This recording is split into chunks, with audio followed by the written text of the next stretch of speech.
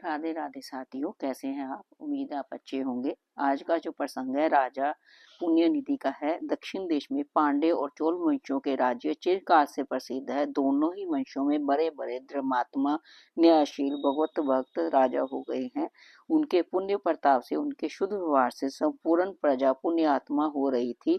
शासन की तो आवश्यकता ही नहीं पड़ती थी। सब लोग बड़े प्रेम से अपने अपने कर्तव्य पालन करते थे।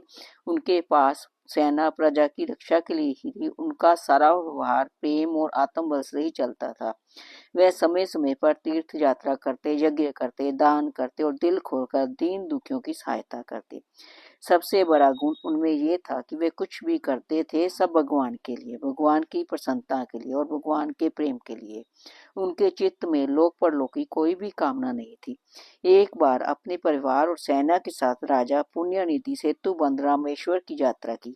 इस बार उनकी ये इच्छा थी कि समुद्र के पवित्र तट पर गंधमादन पर्वत की उत्तम भूमि में अधिक दिनों तक निवास किया जाए। इसलिए उन्होंने राज्य का सारा भार पुत्र को सौंप दिया और वे आवश्यक सामग्री एवं सेवकों को लेकर वहीं जाकर निवास करने लगे। राजा पुण्यनिधि का मन वही रम गया। वे बहुत दिनों तक वही रह गए। उनके हृदय में भगवान की भक्ति थी। वह यहाँ जहाँ जाते वही भगवान का स्मरण चित्त किया करती। मन में कोई कामना तो थी ही नहीं, इसलिए उनका अंतकरण शुद्ध था। शुद्ध अंतकरण में जो भी संकल्प उठता है वह भगवान की प्रसन्नता के लिए ही होता है।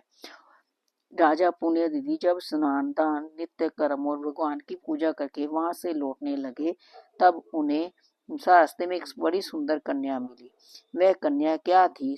सौंदर्य की प्रत्यक्ष प्रतिमा थी। वास्तव में वह भगवान की प्रसन्नता ही थी।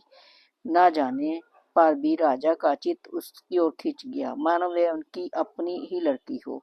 उन्होंने वात्सल्य से भरकर पूछा, बेटी तुम कौन हो? किसकी कन्या हो? यहाँ किस लिए आई हो? कन्या ने कहा, मेरे माँ बाप नहीं है, भाई बंधु भी नहीं है, मैं अनाथ हूँ। मैं आपकी पुत्री बनने के लिए आई हूँ।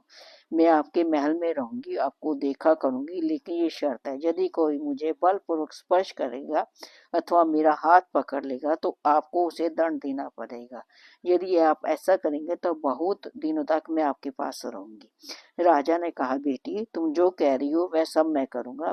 मेरे घर कोई लड़की नहीं है, एक लड़का है। तुम अंतपुर में मेरी धर्म पत्नी के साथ पुत्री के रूप में निवास करो। जब तुम्हारी अवस्था विवाह योग्य होगी तब तुम जैसा चाहोगी वैसा कर दूंगा। कन्या ने राजा की बात स्वीकार की और उनके साथ समय पर राजधानी में चली गई। राजा पुण्यनिधि की धर्म पत्नी विंध्यावली अपने पति के समान ही शुद्ध हृदय की थी। वे अपने पति को ही भगवान की मूर्ति समझकर उनकी पूजा करती थी। कन्या पाकर उन्हें बड़ी प्रसन्नता हुई। राजा ने कहा, ये हम लोगों की लड़की है, इसके साथ पराये का व्यवहार कभी नहीं होना चाहिए। विंध्यावली ने प्रेम से उस कन्या का हाथ पकड़ लिया। अपनी गर्भजात पुत्री के समान ही उसका पालन पोषण करने लगी। इस प्रकार कुछ दिन बीत गए। भगवान की लीला बड़ी विचित्र है। वह कब किस बहाने किस पर कृपा करते हैं ये उनके सिवा और कोई नहीं जानता। राजा पुण्यनिधि पर कृपा करने के लिए ही तो ये लीला रची गई थी। अब ये अवसर आ पहुंचा। एक दिन वह कन्या सखियों के साथ महल में पुष्प उद्यान में फूल चुन रही थी। एक ही उम्र की सब लड़कियां थी, हंस खेल कर आपस में मनोरंजन कर रही थी। उसी समय एक ब्राह्मण आया। उसके कंधे पर एक घड़ा था जिसमें जल भरा हुआ था। एक हाथ में वह उस घड़े को पकड़े हुए था और दूसरे हाथ में छाता लिए हुआ था, मानो अभी गंगा स्नान करके लौट रहा हो। उसके सिर में बसम लगा हुआ था और मस्तक पर त्रिपुंड था। हाथ में रुद्राक्ष की माला और मुख में भगवान शंकर का नाम। इस ब्राह्मण को देखकर उस वह कन्या स्तंभ सी हो गई। वह मन ही मन जान गई कि ब्राह्मण के वेश में ये कौन है। ये छत्रवेशी ब्राह्मण उसी कन्या को ढूंढ रहा था। कन्या की ओर दृष्टि जाते ही ब्राह्मण ने पहचान लिया और जाकर उस कन्या का हाथ पकड़ लिया। कन्या चिल्ला उठी। उसकी सखियों ने भी साथ दिया। उसकी आवाज सुनते ही कई सैनिकों के साथ राजा पुण्यनिधि वहां पहुंच गए।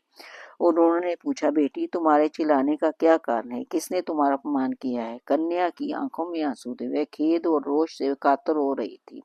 उसने कहा, पांड्यनाथ, इस ब्राह्मण ने बलात् मेरा हाथ पकड़ लिया। अब भी ये निडर होकर पेड़ के नीचे खड़ा है। राजा पुण्यनिधि को अपनी प्रतिज्ञा याद हुई।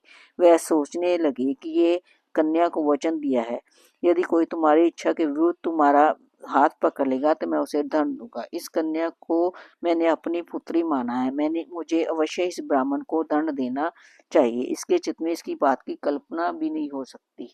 मेरे भगवान इस रूप पर मुझे कृपा करने आए होंगे। उन्होंने सैनिकों को आज्ञा दी, ब्राह्मण देवता को पकड़ लिया गया, हाथों में हथकड़ी और पैरों में बेड़ी डालकर उन्हें रामनाथ के मंदिर में डाल दिया गया। कन्या प्रसन्न होकर अंतपुर में गई और राजा अपनी बैठक में गए। रात हुई। राजा ने स्वप्न में देखा कि जिस ब्राह्मण को कैद किया गया है वह ब्राह्मण यह साक्षात भगवान है। वर्षाकालीन मेघ के समान श्यामल छवि, चारों कर कमलों, शंख चक्र गदा पद श्री पर पीताम्बर एवं वक्षस्थल पर कौस्तुभ बमनी और वनमाला धारण की हुई है। मंद मंद मुस्कुराते हुए मुख में दांतों की किरणें निकलकर विषयों से उज्जवल कर रही है। मकराकृत कंडलों की छटा निराली है। गरुड़ के ऊपर शिया पर विराजमान है।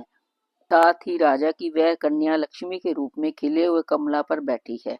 काले का घुंघराले बाल है, हाथ में कमल है, बड़े बड़े द्विग स्वर्ण कलशों में अमृत भरकर अभिषेक कर रहे हैं। अमूल्य रतन और मणियों की माला पहने हुए है। महाविष्णु के रूप में उसकी ब्राह्मण को और महालक्ष्मी के रूप में अपनी पुत्री को देखकर राजा पुण्य निधि चकित स्तंभित हो गए। स्वप्न टूटते ही वह कन्या के पास गए, परंतु ये क्या, कन्या के रूप में नहीं, स्वप्न में जो रूप दिखा था वही रूप सामने है। महालक्ष्मी को साष्टांग प्रणाम करके उनके साथ ही रामनाथ मंदिर में गए। वह ब्राह्मण को भी उसी रूप में दिखा जिस रूप में स्वप्न में समय देखा था। अपने अपराध का स्मरण करके राजा मूर्छित से हो गए। हाय, त्रिलोकी के नाथ को मैंने कैद में डाल दिया। जिसकी पूजा करनी चाहिए उसको बेरी से जकड़ लिया। दिखा है मुझे, 100 बार दिखा है।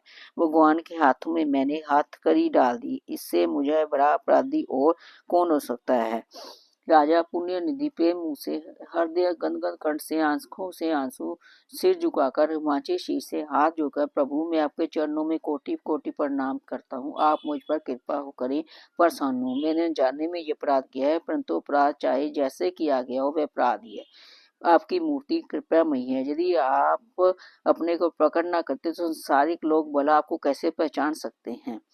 मैंने आपकी हथकड़ी बेरी से जगह का महान अन्याय और अपराध किया है। यदि आप मुझ पर कृपा नहीं करेंगे तो मेरे स्थान का कोई साधन नहीं। मैं आपके चरणों में बार बार नमस्कार। महालक्ष्मी ने कहा, राजन तुमने बहुत दिनों तक मेरी रक्षा की है, इसलिए मैं तुम पर बहुत प्रसन्न हूँ। भगवान और मैंने तुम्हारी भक्ति को शुद्ध करने के लिए प्रेम कला का बहाना बनाया और इस प्रकार हम दोनों ही तुम्हारे सामने प्रकट हुए। तुमने कोई अपराध नहीं किया, हम तुम पर प्रसन्न हैं। हमारी कृपा से तुम सर्वदा सुखी रहोगे, सारे भूमंडल का ऐश्वर्य तुम्हें प्राप्त होगा। जब तक जीवित रहोगे हमारे चरणों में तुम्हारी अविचल भक्ति बनी रहेगी।